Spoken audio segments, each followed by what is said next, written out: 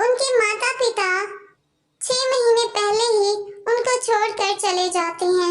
उन बेचारों का एक दूसरे के अलावा और कोई नहीं होता। वो दोनों बहुत गरीब होती हैं और हमसायों से मांग कर गुजारा करती हैं। एक दिन सुबह पिंकी चिड़िया को बहुत भूख लगती है, तो वो अपनी बहन से कहती है, दीदी चलो ना सुंदरी चिड़िया से कुछ खाने को ले आते हैं, शायद वो हमें कुछ खाने को दे दे, मुझे बहुत भूख लगी है। ठीक है चलो चलते हैं। वो दोनों भी रास्ते में होती हैं कि उन्हें एक रेहड़ी नजर आती है। सेब ले लो, ताजे ताजे कश्मीरी सेब ले लो। वो देखती हैं कि कालू कौवा अपनी रेहड़ी पर सेब बेच रहा होता है। दीदी मुझे भी सेब खाना है, प्लीज मुझे सेब ले दो। अरे मैं तुम्हें कहाँ से सेब लेकर दूँ, मेरे पास तो पैसे भी नहीं है जो मैं कालू कौवे को दूँ। तुम तो जानती हो हम बहुत गरीब हैं। दीदी प्लीज एक बार मेरे कहने पर उससे मुफ्त में सेब मांग कर देखो, शायद वो हमें एक सेब ऐसे ही दे दे।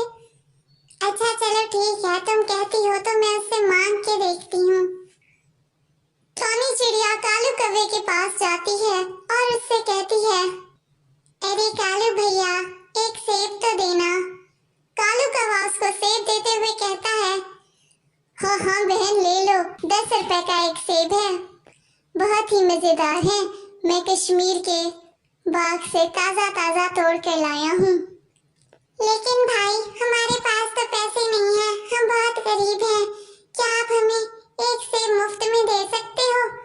ये कहकर टॉनी चिड़िया वापस जाने लगती है तो कालू कौवे को उन बेचारियों पर तरस आ जाता है और वो उनको एक सेब मुफ्त में दे देता है। टॉनी चिड़िया और पिंकी चिड़िया खुशी खुशी अपने घर वापस आ जाती हैं। पिंकी चिड़िया ने अभी तक सेब नहीं खाया होता। क्या बात है पिंकी, तुम ये सेब खाती क्यों नहीं? तुम्हें तो बहुत भूख लगी थी, फिर भी अभी इसे रख के बैठी हो।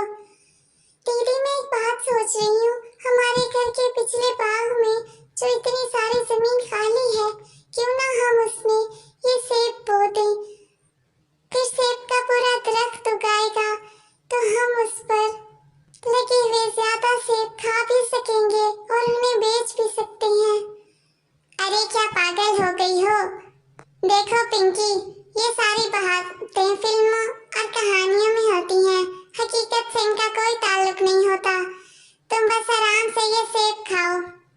लेकिन पिंकी चिड़िया पर अपनी बड़ी बहन टॉनी चिड़िया के समझाने का भी कोई असर नहीं होता। वो फौरन ये सेब लेकर पिछले बाग में जाती है और वहाँ जमीन से मिट्टी खोदकर वो सेब उसके अंदर दबा देती है। अगले दिन सुबह उठते ही दोनों बहनें बाग की तरफ जाती हैं। उनकी खुशी का कोई ठिकाना ही नहीं रहता जब वो देखती हैं कि जो सेब उन्होंने बोया था वो अब बहुत बड़ा दरख्त बन चुका है और उस पर ढेर सारे सेब लगे हुए हैं। अरे दीदी देखिए तो सही, कितने बड़े बड़े सेब हैं, अब हम इन्हें खाएंगे भी सही और बेच भी आएंगे, फिर हमें पैसे भी मिल जाएंगे। दोनों बहनें पेट भरकर सेब खाती हैं और बाकी बचे हुए सेब मार्केट में बेचने चली जाती हैं। जब वो सेब बेचकर घर वापस आ रही होती हैं तो देखती हैं कि मालिक मकान ने उनके घर का सारा सामान बाहर फेंक दिया होता है। अरे अरे मालिक मकान जी, आप ये क्या कर रही हैं? हमारे घर का सारा सामान बाहर क्यों फेंक रही हैं? देखो टॉनी चिड़िया, 3 महीने हो गए तुम दोनों बहनों ने मेरे मकान का किराया भी नहीं दिया। तुम्हारे माँ बाप तो मर गए, मुझे पता है, अब कोई भी मुझे किराया नहीं देगा, इसलिए तुम दोनों मेरे घर से निकल जाओ। बेचारी टॉनी चिड़िया और पिंकी चिड़िया दरख्त पर बैठी रो रही होती हैं, उसी दरख्त पर जो उन्होंने खुद उगाया होता है।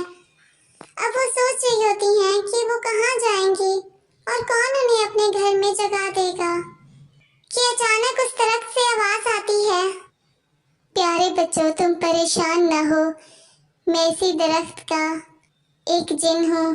तुम दोनों ने ये दरख्त उगाकर मुझे आजाद कर दिया, एक जालिम कैद के से मैं आजाद हो चुका हूँ।